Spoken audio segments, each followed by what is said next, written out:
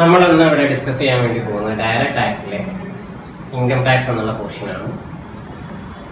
Income tax പഠിക്കുന്നതിന് മുമ്പായിട്ട് നമ്മൾ അറിയണം വാട്ട് ഈസ് ടാക്സ്. നമ്മളെ സംബന്ധിച്ചിടത്തോളം പ്ലസ് ടു കഴിഞ്ഞ് ഇന്റർമീഡിയറ്റ് ചെയ്യുന്നവരുണ്ടാകും, ഡിഗ്രി കഴിഞ്ഞ് ഇന്റർമീഡിയറ്റ് ചെയ്യുന്നവരുണ്ടാകും. അവർക്കൊക്കെ ഫെമിലിയർ ആണ് വാട്ട് ഈസ് ഇൻകം ടാക്സ് എന്നുള്ളത്. നമ്മൾ അതിനെ ഡീപ്പായിട്ട് അതിൻ്റെ സ്റ്റഡി നടത്താൻ വേണ്ടി പോവുകയാണ്. എങ്ങനെയാണ് അതിൻ്റെ കാൽക്കുലേഷൻ, എന്തൊക്കെയാണ് നമ്മൾ ഇതിൽ പഠിക്കേണ്ടത്, എന്തൊക്കെ ഹെഡ്സ് ആണ് നമ്മൾ പഠിക്കുന്നത്, അതിൻ്റെ ഡീറ്റെയിൽഡ് ആയിട്ടുള്ള സ്റ്റഡിയിലേക്ക് നമ്മൾ കടക്കുകയാണ്. സോ ഇൻകം ടാക്സ് നമ്മൾ പഠിക്കുന്നതിന് മുമ്പായിട്ട് നമ്മൾ അറിഞ്ഞിരിക്കേണ്ട ഒരു ടേമാണ് വാട്ട് ഈസ് ടാക്സ്. ലോകത്തിലെ മുഴുവൻ രാജ്യങ്ങളും ജനറൽ എക്സ്പെൻഡിച്ചർ മീറ്റ് ചെയ്യാൻ വേണ്ടി പലതരത്തിലുള്ള വരുമാന മാർഗങ്ങളെ ഡിപ്പെൻഡ് ചെയ്യാറുണ്ട്. അതിൽ ഏറ്റവും പ്രധാനപ്പെട്ട വരുമാന മാർഗമാണ് ടാക്സ് എന്നുള്ളത്. അത് ആ രാജ്യത്തിലെ ഇൻഡിവിജ്വൽസിൻ്റെ അടുത്തുനിന്നോ ആ രാജ്യത്തിലെ പേഴ്സൺസിൻ്റെ അടുത്തുനിന്നോ ആ ഗവൺമെന്റ് കമ്പൾസറിലി വാങ്ങിക്കുന്ന വരുമാന മാർഗത്തിനെയാണ് നമ്മൾ ടാക്സ് എന്ന് പറയുന്നത്. അങ്ങനെയാണെങ്കിൽ ടാക്സിന് നമുക്ക് ഇങ്ങനെ സിമ്പിളായിട്ട് മീനിങ് വെക്കാം. Tax is the compulsory contribution imposed by the government from the public to meet general expenditure of the government. ഗവൺമെന്റിന്റെ ജനറൽ എക്സ്പെൻഡിച്ചർ മീറ്റ് ചെയ്യുന്നതിന് വേണ്ടി പബ്ലിക്കിന്റെ അടുത്തു നിന്ന് ഗവൺമെന്റ് നിർബന്ധമായി വാങ്ങിച്ചെടുക്കുന്ന വരുമാന മാർഗത്തിന് പറയുന്ന പേരാണ് ടാക്സ്. ടാക്സിനെ രണ്ടായിട്ടാണ് തരംതിരിച്ചിട്ടുള്ളത്: direct tax, indirect tax. Direct ടാക്സിലെ പോർഷനാണ് ഇപ്പോൾ നമ്മൾ ഡിസ്കസ് ചെയ്തുകൊണ്ടിരിക്കുന്ന ഇൻകം ടാക്സ്.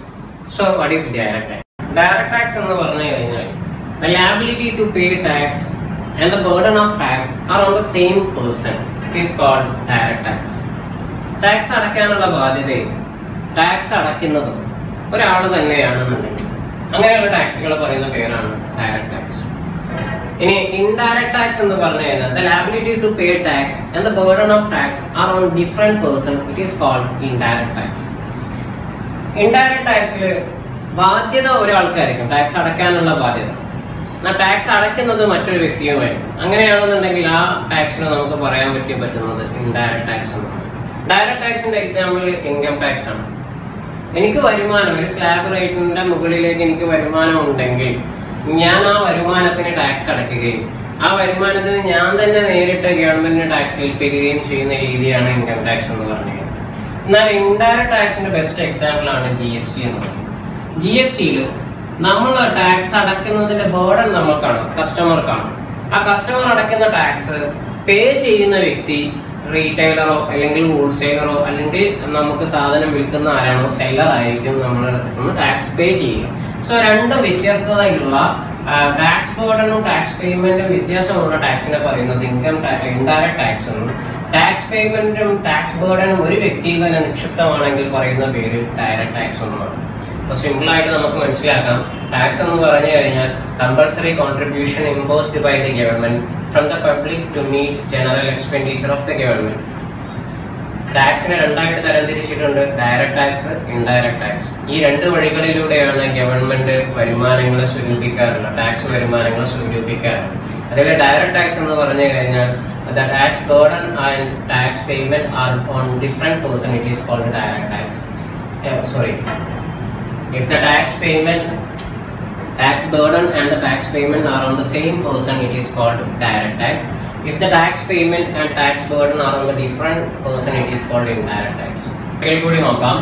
ടാക്സ് എന്ന് പറഞ്ഞു കഴിഞ്ഞാൽ it is the compulsory contribution imposed by the government from the public to meet general expenditure of the government. ഗവൺമെന്റിന്റെ ജനറൽ എക്സ്പെൻഡിച്ചർ മീറ്റ് ചെയ്യുക എന്നുള്ള ഉദ്ദേശത്തോടു കൂടി പബ്ലിക്കിന്റെ അടുത്ത് നിന്ന് ഗവൺമെന്റ് നിർബന്ധമായിട്ടും പിരിച്ചെടുക്കുന്ന വരുമാന മാർഗത്തിനെയാണ് നമ്മൾ ടാക്സ് എന്ന് പറയുന്നത്.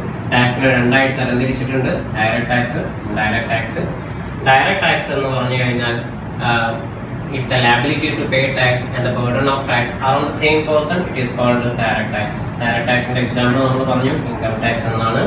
പിന്നെ ഇൻഡയറക്റ്റ് ടാക്സ് എന്ന് പറഞ്ഞാൽ if the liability to pay tax and the burden of tax are on the different person, it is called indirect tax. Indirect tax ന്റെ എക്സാമ്പിൾ നമ്മൾ പറഞ്ഞു GST ആണ്. ബർഡൻ ഓഫ് ടാക്സ് ഒരാളിലും പേ ചെയ്യാനുള്ള liability മറ്റൊരാളിലുമാണ്.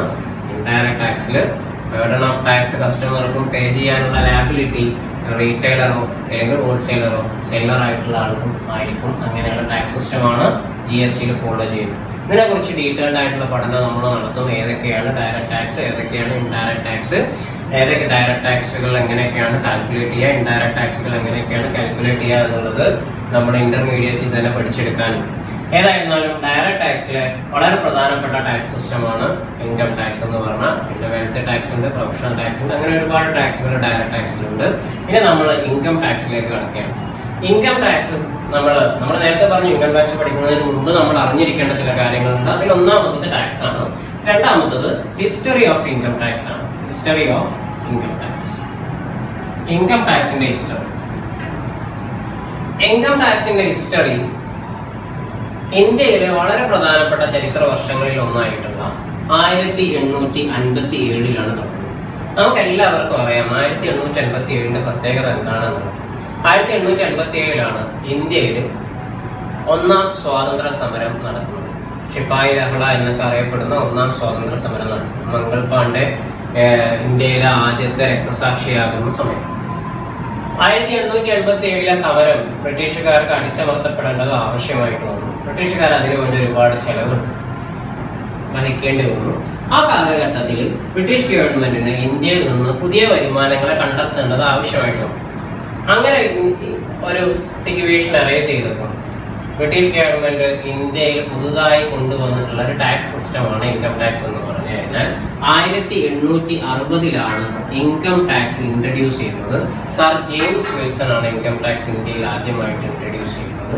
1860 ശേഷം income tax സ്വാഭാവികമായിട്ടും പല നിയമങ്ങളും മാറ്റങ്ങളും സംഭവിക്കുന്നത് പോലെ ഇൻകം ടാക്സ് ആക്ടിലും പലപ്പോഴായിട്ട് മാറ്റങ്ങൾ ഉണ്ടായിട്ടുണ്ട്. അങ്ങനെ നമ്മൾ വർഷങ്ങൾ പരിശോധിച്ച് നോക്കിക്കഴിഞ്ഞാൽ 1886 ഇൻകം ടാക്സ് ആദ്യമായിട്ട് അമെൻമെന്റ് ചെയ്തു. അതിനുശേഷം പിന്നെ 1918 പുതിയ ആക്ട് നിലവിൽ വന്നു. ആ ആക്ടും പര്യാപ്തമല്ല എന്ന് തോന്നിയപ്പോൾ 1922 പുതിയ ആക്ട് നിലവിൽ വന്നു.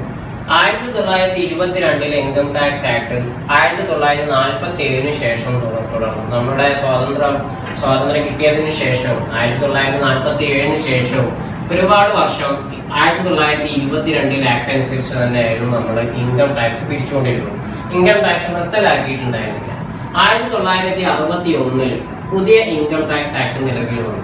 1961 ഇൻകം ടാക്സ് ആക്ട് അനുസരിച്ചിട്ടാണ് ഇപ്പോഴും നമ്മൾ ടാക്സ് അടച്ചുകൊണ്ടിരിക്കുന്നത്.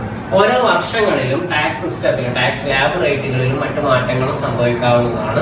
എന്നാൽ ബേസിക്കലി 1961 ആക്ട് അനുസരിച്ചാണ് നമ്മൾ എപ്പോഴും പ്രവർത്തിച്ചുകൊണ്ടിരിക്കുന്നത്.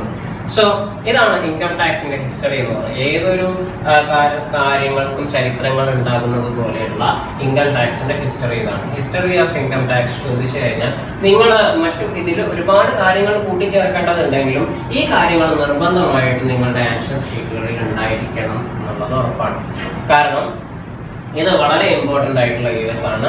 ഈ സാധനങ്ങളിലുള്ളവർക്ക് നിങ്ങൾക്ക് സ്കോർ ചെയ്യേണ്ട കൃത്യമായിട്ടുള്ള മാർക്ക് സ്കോർ ചെയ്യാൻ വേണ്ടി പറ്റുകയും ചെയ്യും. ഇതിലേക്ക് എത്ര വേണമെങ്കിലും നിങ്ങൾക്ക് ആഡ് ഓൺ ചെയ്യാം. വളരെ പ്രധാനപ്പെട്ടിട്ടുള്ള യൂസ് ഇത് തന്നെയാണ്.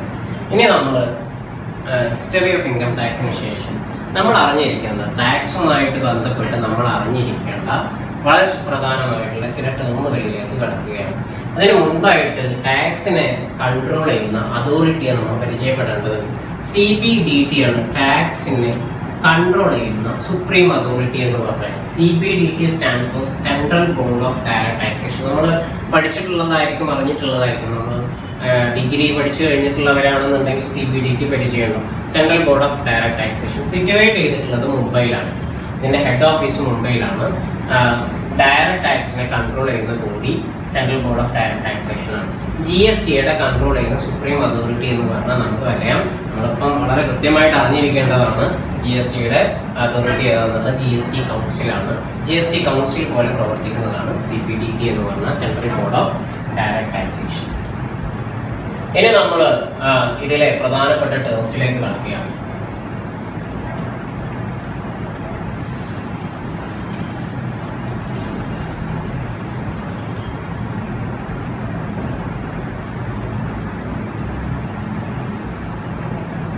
ആദ്യം നമ്മൾ അറിയേണ്ടത് അസസ്മെന്റ് ഇയർ ആണ്. ടേംസ് എന്ന് പറഞ്ഞ പേരുകളാണ്. നമുക്ക് ചിലപ്പോൾ പരിചയമുള്ള പേരുകളായിരിക്കും, ചിലപ്പോൾ പരിചയമില്ലാത്ത പേരുകളായിരിക്കും. പക്ഷെ ഇവിടെ മുതൽ നമ്മൾ പരിചയപ്പെടണം, ഇവിടെ മുതൽ നമ്മൾ ഇതിനെല്ലാം അറിഞ്ഞു തുടങ്ങണം. ഇനി നമ്മൾ അസസ്മെന്റ് ഇയർ എന്താണെന്നുള്ളത് പറയില്ല, അസസ്മെന്റ് ഇയർ എന്നേ പറയും. അപ്പൊ അസസ്മെന്റ് ഇയറിന് നമ്മൾ മനസ്സിലാക്കി വെക്കണം.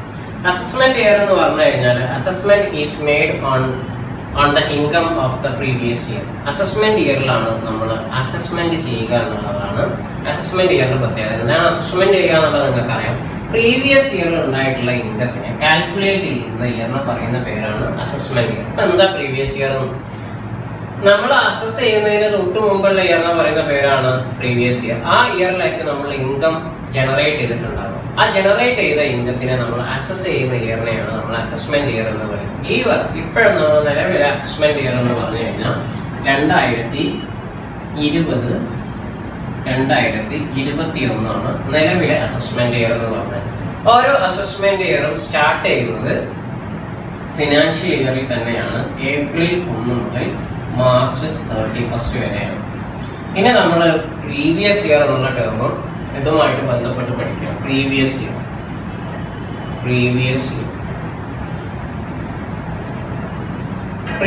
ഇയർ എന്ന് പറഞ്ഞു കഴിഞ്ഞാൽ it is the year which income is earn. Income generate ചെയ്ത, ഇൻകം ഏൺ ചെയ്ത ഇയറിന് പറയുന്ന പേരാണ് നമ്മൾ പ്രീവിയസ് ഇയർ എന്ന് പറയുന്നത്. ആ ഇയറിലെ ഇൻകം എത്ര ഉണ്ട് എന്ന് കാൽക്കുലേറ്റ് ചെയ്യുന്ന വർഷത്തിനെ പറയുന്ന പേരാണ് അസസ്മെന്റ് ഇയർ. നമ്മളെ പ്രീവിയസ് ഇയർ എന്ന് പറഞ്ഞു കഴിഞ്ഞാൽ 2019-20 ഇതിൽ നമ്മൾ ഫിനാൻഷ്യൽ ഇയർ തന്നെയാണ്. ഏപ്രിൽ 1 to മാർച്ച് 31 വരെയുള്ള 2019-2020 ആണ് നമ്മുടെ പ്രീവിയസ് ഇയർ ആയിട്ട് ഇപ്പം പരിഗണിക്കുന്നത്. നിങ്ങൾക്ക് previous year assessment year term എന്താണെന്നുള്ളത് ക്ലിയർ ആയി എന്നാണ് ഞാൻ കരുതുന്നത്. കാൽക്കുലേറ്റ് ചെയ്യുന്ന ഇയറിന് നമ്മൾ അസസ്മെന്റ് ഇയർ എന്ന് പറയും. ഇൻകം ജനറേറ്റ് ചെയ്ത് കഴിഞ്ഞാൽ മാത്രമേ കാൽക്കുലേറ്റ് ചെയ്യാൻ വേണ്ടി പറ്റുള്ളൂ. ഇൻകം ജനറേറ്റ് ചെയ്ത വർഷത്തിൽ തന്നെ കാൽക്കുലേഷൻ പോസിബിൾ ആയില്ല. കാരണം ഇൻകം ആ വർഷത്തിൽ ജനറേറ്റ് ചെയ്തുകൊണ്ടിരിക്കുകയാണ് അവസാനം വരെ.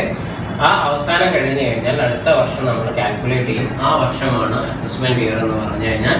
ഇപ്പോഴത്തെ അസസ്മെന്റ് ഇയർ എന്ന് പറഞ്ഞാൽ 2020-2021 ആണ്. ഇതിൽ നമ്മൾ അസസ് ചെയ്യുന്നത് 2019-20 ഇൻകം ആയിരിക്കും. ഇനി നമ്മൾ അറിയേണ്ടത് ടാക്സ് അടയ്ക്കാൻ ബാധ്യതയുള്ള ആളുകളുണ്ട്, ടാക്സ് അടയ്ക്കാൻ ബാധ്യത ഇല്ലാത്ത ആളുകളുണ്ട്. അതേപോലെ തന്നെ അസസ്മെന്റ് ഇയറുമായിട്ട് ബന്ധപ്പെട്ടുള്ള ഒരു ടേം കൂടി നമ്മൾ അറിയേണ്ടതുണ്ട്. Accelerated assessment. എന്താണ് ആക്സിലറേറ്റഡ് അസസ്മെന്റ്? ആക്സിലറേറ്റഡ് അസസ്മെന്റ് എന്ന് പറഞ്ഞു കഴിഞ്ഞാൽ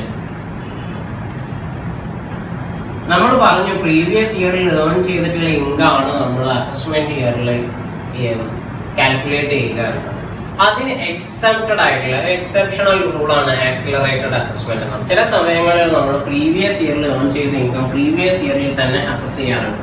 അങ്ങനെയുള്ള ഇൻകം ആണ് income of non resident from shipping business, income of person living India, AOP or BOI. AOP BOI എന്താണെന്നുള്ളത് നമ്മൾ ഡിസ്കസ് ചെയ്യും. AOP എന്ന് പറഞ്ഞു കഴിഞ്ഞാൽ അസോസിയേഷൻ ഓഫ് പേഴ്സൺ, BOI എന്ന് പറഞ്ഞു കഴിഞ്ഞാൽ body of individual formed for a particular purpose, transfer of property to avoid tax on discontinues of business or profession. ഈ സിറ്റുവേഷനിലെല്ലാം ആക്സിലറേറ്റഡ് അസസ്മെന്റ് ആണ് നടക്കുക. ആക്സിലറേറ്റഡ് അസസ്മെന്റ് ആണ് ഈ സിറ്റുവേഷൻസിലെല്ലാം നടക്കുക. സിറ്റുവേഷൻ ഒന്നും കൂടി ഓർത്തു വെക്കുക. Income of non resident from shipping business. Shipping ബിസിനസ്സിലെ നോൺ റെസിഡന്റിന്റെ ഇൻകം ഇന്ത്യയിൽ നിന്ന് ജനറേറ്റ് ചെയ്തിട്ടുള്ളതാണെങ്കിൽ ആക്സിലറേറ്റഡ് അസസ്മെന്റ് നടത്തണം. കാരണം അയാൾ ഇന്ത്യയിൽ നിന്ന് പോകാൻ ചാൻസ് ഉണ്ട്, ഇന്ത്യയിൽ ടാക്സ് അടക്കാതിരിക്കാൻ സാധ്യതയുണ്ട്. അപ്പോൾ പ്രീവിയസ് ഇയറിൽ തന്നെ അയാൾ ഇൻകം അസസ് ചെയ്തിട്ടുണ്ടായിരിക്കണം. Next one, income of person living India. ഇന്ത്യയിൽ നിന്ന് പോകുന്ന ആളുകളുടെ ഇൻകം, ഇന്ത്യയിൽ നിന്ന് പോകാനിരിക്കുന്ന ആളുകളുടെ ഇൻകം ഉണ്ടെന്നുണ്ടെങ്കിൽ ആക്സിലറേറ്റഡ് അസസ്മെന്റ് ചെയ്യണം. AOP BOI association of person body of ഇൻഡിവിജ്വലോ formed for a particular purpose. പ്രത്യേക പർപ്പസിന് വേണ്ടി മാത്രം ഫോം ചെയ്തിട്ടുള്ള association of person body of individual ഉണ്ട് എന്നുണ്ടെങ്കിൽ ആക്സിലറേറ്റഡ് അസസ്മെന്റ് ആണ് ചെയ്യേണ്ടത്. Next, transfer of property to avoid tax. Tax avoid ചെയ്യാൻ വേണ്ടിയിട്ട് പ്രോപ്പർട്ടി ട്രാൻസ്ഫർ ചെയ്തിട്ടുണ്ട് എന്ന് ശ്രദ്ധയിൽപ്പെട്ടിട്ടുണ്ടെങ്കിൽ ആക്സിലറേറ്റഡ് അസസ്മെന്റ് ചെയ്യണം. ആ വർഷം തന്നെ അസസ്മെന്റ് ചെയ്തിട്ട് അയാളെ കൊണ്ട് ടാക്സ് അടപ്പിക്കുന്ന രീതിയാണ്. On discontinues of business. Business അവസാനിപ്പിക്കാൻ വേണ്ടി പോവുകയാണെന്നുണ്ടെങ്കിൽ അടുത്ത വർഷം ഈ ബിസിനസ് ഉണ്ടാവില്ല, ഇതിന്റെ അഡ്രസ് ഉണ്ടാവില്ല. അപ്പൊ ഈ വർഷം ആ ബിസിനസ്സിന് എന്തെങ്കിലും ഇൻകം ഉണ്ടെന്നുണ്ടെങ്കിൽ ആ ഇൻകത്തിന് ആ വർഷം തന്നെ ടാക്സ് അടയ്ക്കുക. ആക്സിലറേറ്റഡ് അസസ്മെന്റ് ചെയ്യുന്നു. അപ്പൊ ഈ സമയങ്ങളിലാണ് സാധാരണ അസസ് ചെയ്യുന്നതിന് വ്യത്യസ്തമായിട്ട് അസസ്മെന്റ് ഇയർ വരിക. ഇനി നമ്മൾ അടുത്തത് ആരാണ് ടാക്സ് അടക്കേണ്ടത്, ടാക്സ് അടക്കുന്ന ആളെ പറയുന്ന പേരെന്താണ്, ടാക്സ് അടയ്ക്കാത്ത ആളെ പറയുന്ന പേരെന്താണ് എന്നെല്ലാം പഠിക്കാൻ വേണ്ടി പോവുകയാണ്. ഈ പേരുകളാണ് ഇനി നമ്മൾ ഭാവിയിൽ ഉപയോഗിക്കാൻ വേണ്ടി പോകുന്നത്. ഒരു ഇന്റർമീഡിയറ്റ് സ്റ്റുഡന്റിനെ സംബന്ധിച്ചിടത്തോളം ഏറെക്കുറെ നിങ്ങൾ പരിചയിച്ചിട്ടുള്ള കാര്യങ്ങളൊക്കെ ആയിരിക്കും. എന്നാലും പലപ്പോഴും ഇത് പരിചയമില്ലാതെ കടന്നു വന്നിട്ടുള്ള ആളുകൾ ഉണ്ടെന്നുണ്ടെങ്കിൽ അവരെ ഓർമ്മപ്പെടുത്താൻ വേണ്ടിയിട്ടാണ് ഞാൻ ഈ ഡെഫിനിഷൻസ് വീണ്ടും പറയുന്നത്, അല്ലെങ്കിൽ ഈ ടേംസ് വീണ്ടും നിങ്ങൾ ഓർമ്മപ്പെടുത്തുന്നത്. അതിൽ ഇനി നമുക്ക് അടുത്തത് പഠിക്കാനുള്ളതാണ് പേഴ്സൺ. പേഴ്സൺ എന്ന് പറഞ്ഞു കഴിഞ്ഞാൽ tax payable by a person.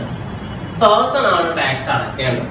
ആരാണ് ഈ പേഴ്സൺ? പേഴ്സൺ എന്ന് പറഞ്ഞാൽ നമ്മൾ വിചാരിക്കുന്ന ഇൻഡിവിജ്വൽ മാത്രമല്ല പേഴ്സൺ എന്നുള്ള കാറ്റഗറിയിൽ ടാക്സ് ഡിപ്പാർട്ട്മെന്റ് ഉൾക്കൊള്ളിക്കുന്നത്. ടാക്സ് അടയ്ക്കാൻ ബാധ്യതയുള്ള ഇൻസ്റ്റിറ്റ്യൂഷൻസ് ഉണ്ടാവും, ടാക്സ് അടയ്ക്കാൻ ബാധ്യതയുള്ള കമ്പനികൾ ഉണ്ടാവും, ടാക്സ് അടയ്ക്കാൻ ബാധ്യതയുള്ള ബോഡി ഓഫ് ഇൻഡിവിജ്വൽ ഉണ്ടാവും. ഇതൊക്കെ പേഴ്സൺസ് ആണ്. അങ്ങനെ ഉൾക്കൊള്ളുന്ന പേഴ്സൺസിന്റെ ലിസ്റ്റിൽ വരുന്ന ആളുകളാണ് ഒന്ന് ഇൻഡിവിജ്വൽ, രണ്ടാമത്തത് HUF ഹിന്ദു അൺഡിവൈഡഡ് ഫാമിലി, മൂന്നാമത്തത് കമ്പനി, നാലാമത്തത് ഫേം, അഞ്ചാമത്തത് association of person, local authority, body of individual, every artificial judicial persons. ഇതെല്ലാം പേഴ്സൺ എന്നുള്ള കാറ്റഗറിയിൽ വരുന്നതാണ്. ഇതിലെ ഇനി നമുക്ക് ഹിന്ദു അൺഡിവൈഡഡ് ഫാമിലി ഒക്കെ നമ്മൾ ഏറെക്കുറെ പരിചയിച്ചതായിരിക്കും, ഞാൻ കൂടുതൽ ഡീറ്റെയിൽ ആയിട്ട് പോകുന്നില്ല. മുസ്ലിം അൺഡിവൈഡഡ് ഫാമിലി ഉണ്ടെങ്കിൽ ഇതിൽ ഏതിൽ പെടുമെന്നൊരു സംശയമാണ്. മുസ്ലിം അൺഡിവൈഡഡ് ഫാമിലി ഉണ്ടെങ്കിൽ നമ്മൾ പെടുത്തേണ്ടത് മരുമക്കത്തെ താഴെ സിസ്റ്റത്തിൽ വർക്ക് ചെയ്യുന്ന ഇപ്പോഴും നിലനിന്നുകൊണ്ട് പോകുന്ന അങ്ങനെ ബിസിനസ് ചെയ്യുന്ന സ്ഥാപനങ്ങൾ ഉണ്ടാവും. അങ്ങനെ ബിസിനസ് ചെയ്യുന്ന സ്ഥാപനങ്ങൾ ഉണ്ടെങ്കിൽ അതിനെ നമ്മൾ ഉൾക്കൊള്ളിക്കുന്നത് ബോഡി ഓഫ് ഇൻഡിവിജ്വൽ എന്നുള്ള കാറ്റഗറിയിലാണ്. അവർ ടാക്സ് ചെയ്യുന്ന രീതിക്ക് അനുസരിച്ച് വേണം ടാക്സ് ചെയ്യാൻ വേണ്ടിയിട്ട്. അപ്പൊ നമ്മൾ ഇതിൽ ഓരോരുത്തരെയും വ്യത്യസ്തമായിട്ട് എങ്ങനെയാണ് ടാക്സ് ചെയ്യപ്പെടുന്നതെന്ന് നമ്മൾ തീർച്ചയായിട്ടും ഭാവിയിൽ പഠിക്കും. ഇനി നമ്മൾ ഡിസ്കസ് ചെയ്യാനുള്ള ഭാഗം അസസി. നമ്മളിപ്പം പറഞ്ഞ ആരെല്ലാം ടാക്സ് അടയ്ക്കുന്ന ആളുകളെല്ലാം പറയുന്ന പേര് പേഴ്സൺ എന്നാണ്. ഇനി ആരാണ് ടാക്സ് അടയ്ക്കേണ്ടത്? അസസി. അസസി എന്ന് പറഞ്ഞാൽ assessee is the person who is liable to pay tax. Tax അടയ്ക്കാൻ ബാധ്യതയുള്ളതാണ്. എല്ലാ പേഴ്സൺസും ടാക്സ് അടച്ചോളണമെന്നില്ല. അപ്പൊ ഇൻഡിവിജ്വൽ ടാക്സ് അടച്ചോളണമെന്നില്ല. ഞാനൊരു ഇൻഡിവിജ്വൽ ആണ്, ഞാൻ ഇതുവരെ ഇൻകം ടാക്സ് അടച്ചിട്ടില്ല. കാരണം എന്റെ ഇൻകം ടാക്സ് റേറ്റ് എന്റെ ഇൻകം സ്ലാബ് റേറ്റിന് മുകളിലേക്ക് പോയിട്ടില്ല. അങ്ങനെ സ്ലാബ് റേറ്റിന് മുകളിലേക്ക് പോയിട്ടുള്ള ഇൻഡിവിജ്വൽ ആണെന്നുണ്ടെങ്കിൽ അയാൾ അസസി ആയിരിക്കും. അതേപോലെ പ്രത്യേക നിയമത്തിന്റെ അടിസ്ഥാനത്തിൽ ഓരോ വിഭാഗവും അസസി ആയിട്ട് മാറും. ബോഡി ഓഫ് ഇൻഡിവിജ്വൽ ആണെങ്കിലും HUF ആണെങ്കിലും കമ്പനി ആണെന്നുണ്ടെങ്കിലും ഒരു പ്രത്യേക റേറ്റിന് മുകളിലേക്ക് പോയി കഴിഞ്ഞാൽ അവരെല്ലാം അസസി ആയിട്ട് മാറും. അങ്ങനെ അസസി ആയിട്ട് മാറുന്ന ആളുകൾ ലയബിൾ ടു പേ ടാക്സ് ആയി ടാക്സ് അടയ്ക്കാൻ ബാധ്യതയുള്ളവരായിരിക്കും. അവർ ടാക്സ് അടയ്ക്കണം. അടച്ചിട്ടില്ലെങ്കിൽ ഫൈന് കെട്ടേണ്ടി വരും, അല്ലെങ്കിൽ പെനാൾട്ടീസ് വാങ്ങേണ്ടി വരും. സോ ടാക്സ് അടയ്ക്കാൻ ബാധ്യതയുള്ള ആളുകളെ പറയുന്ന പേര് അസസി എന്നാണ്. ഇനി നമ്മൾ അടുത്തത് നോക്കാൻ വേണ്ടി പോകുന്നത് ഡീംഡ് അസസി എന്നുള്ളതാണ്. Deemed assessee. Deemed assessee is a person who is considered as an assessee for some other person. മറ്റുള്ളവർക്ക് വേണ്ടിയിട്ട് അസസി ആയിട്ട് കൺസിഡർ ചെയ്യുന്നതിനെ പറയുന്ന ആളുകളെ പറയുന്നതാണ് ഡീംഡ് അസസി എന്ന് പറയുന്നത്. അപ്പം മറ്റുള്ളവർക്ക് വേണ്ടി എന്ന് പറഞ്ഞാൽ ഒരു മൈനറിന് വേണ്ടിയിട്ട് ഒരാൾ അസസി ആയിട്ട് പരിഗണിക്കുകയാണെന്നുണ്ടെങ്കിൽ നമുക്ക് ഡീംഡ് അസസി എന്ന് പറയാം. ഒന്നുകൂടി ഞാൻ ഓർമ്മപ്പെടുത്തുകയാണ്. when a person is responsible for doing any work, deemed assessee, a person who is considered as an assessee for some other person, മറ്റുള്ള ആർക്കെങ്കിലും വേണ്ടിയിട്ട് അസസി ആയിട്ട് പരിഗണിക്കപ്പെടുന്നവരുണ്ടെന്നുണ്ടെങ്കിൽ അവരെ ഡീംഡ് അസസി എന്നാണ് പറയുന്നത്. ഇനി ഇവർ ടാക്സ് അടച്ചിട്ടില്ലെങ്കിലും അസസിയോ ഡീംഡ് അസസിയോ ടാക്സ് അടച്ചിട്ടില്ലെങ്കിൽ അവരെ പറയുന്ന പേരാണ് അസസി ഇൻ ഡീഫാൾട്ട്. ഓർത്തുവെക്കുക, assessee in default. When a person is responsible for doing any work under this act and fails to do it. ഈ നിയമപ്രകാരം ഏതെങ്കിലും ഒരു ജോലി ചെയ്യണമെന്ന് നിർബന്ധം ഉണ്ടായിട്ട് അത് ചെയ്യാതിരിക്കുന്ന പേഴ്സൺസിനെ അസസീസിനെ പറയുന്ന പേരാണ് അസസി ഇൻ ഡീഫാൾട്ട്. നമ്മൾ തൊട്ട് മുമ്പ് ഡിസ്കസ് ചെയ്തിട്ടുള്ളത് ഡീംഡ് അസസി. അപ്പൊ നമ്മൾ പറഞ്ഞുകൊണ്ടിരിക്കുന്നത് assessee in default. Assessee in default. Tax അടയ്ക്കാനുള്ള ബാധ്യതയുള്ള ആളാണ്. അയാൾ ടാക്സ് അടയ്ക്കാൻ ഫെയിലായി. അങ്ങനെയാണെങ്കിൽ അയാളെ പറയുന്ന പേര് അസസി ഇൻ ഡീഫാൾട്ട് ആണ്. Next one casual income. എന്താണ് കാഷ്വൽ ഇൻകം? ഒരുപാട് ഇൻകം ഉണ്ട്. നമ്മൾ ഒരുപാട് ഇൻകത്തിന് പരിചയപ്പെടാൻ വേണ്ടി പോവുകയാണ്. അതിലെന്താണ് കാഷ്വൽ ഇൻകം? Casual income എന്ന് പറഞ്ഞു കഴിഞ്ഞാൽ നോൺ റിക്കറിംഗ് ഇൻകത്തിന് പറയുന്ന പേരാണ് casual income. Casual income is known recurring income. എന്താ നോൺ റിക്കറിംഗ് ഇൻകം? സ്ഥിരമായിട്ട് കിട്ടാതെ അവിചാരിതമായിട്ടോ അല്ലെങ്കിൽ എപ്പോഴെങ്കിലൊക്കെ നമ്മുടെ കയ്യിലേക്ക് വരുന്ന ഇൻകത്തിന് പറയുന്ന പേരാണ് കാഷ്വൽ ഇൻകം. സാധാരണ സാലറി കാഷ്വൽ ഇൻകം അല്ല, സ്ഥിരമായിട്ട് കിട്ടുന്ന ലോട്ടറി അടിക്കുക എന്ന് പറഞ്ഞാൽ കാഷ്വൽ ഇൻകം ആണ്. എപ്പോഴെങ്കിലൊക്കെ കിട്ടുന്ന അവിചാരിതമായിട്ട് നമ്മുടെ കയ്യിലേക്ക് വരുന്ന ഇൻകമാണ് കാഷ്വൽ ഇൻകം. ഇങ്ങനെയുള്ള ഇൻകത്തിന് പറയുന്ന പേരാണ് കാഷ്വൽ. നെക്സ്റ്റ് വൺ, കുറെ കൂടി സീരിയസ് ആയിട്ടുള്ള ടേംസിലേക്ക് നമ്മൾ ഒന്നും സീരിയസ് അല്ല എന്നല്ല, കുറെ കൂടി സീരിയസ് ആയിട്ടുള്ള ടേംസിലേക്ക് നമ്മൾ പോവുകയാണ്. Gross total income. Gross total income എന്ന് പറഞ്ഞു കഴിഞ്ഞാൽ aggregate of 5 heads of income. ഇതിനെ പറയുന്ന പേരാണ് gross total income. Gross total income is the aggregate of income under 5 heads of income. 5 ഹെഡുകൾ. ഇൻകം ടാക്സ് ഡിപ്പാർട്ട്മെന്റ് ടാക്സ് ചെയ്യുന്നത് 5 ഹെഡുകളിലായിട്ടാണ് ഇൻകത്തിന് ടാക്സ് ചെയ്യുന്നത്. ആ 5 ഹെഡിന്റെ അഗ്രിഗേറ്റിനെ പറയുന്ന പേരാണ്, ടോട്ടൽ ചെയ്തതിനെ പറയുന്ന പേരാണ് ഗ്രോസ് ടോട്ടൽ ഇൻകം എന്ന് പറഞ്ഞാൽ. ആ 5 ഹെഡുകൾ ഏതാണെന്നുള്ളത് നിങ്ങൾക്ക് ഞാൻ പരിചയപ്പെടുത്തേണ്ട ആവശ്യമില്ല, എല്ലാവർക്കും അറിയുന്നതായിരിക്കും. ഒന്ന്, ഇൻകം ഫ്രം സാലറി. രണ്ടാമത്തത് ഇൻകം ഫ്രം ഹൗസ് പ്രോപ്പർട്ടി. മൂന്നാമത്തത് income from business of provision. നാലാമത്തത് ഇൻകം ഫ്രം ക്യാപിറ്റൽ ഗെയിൻ. അഞ്ചാമത്തത് ഇൻകം ഫ്രം അതർ സോഴ്സ്.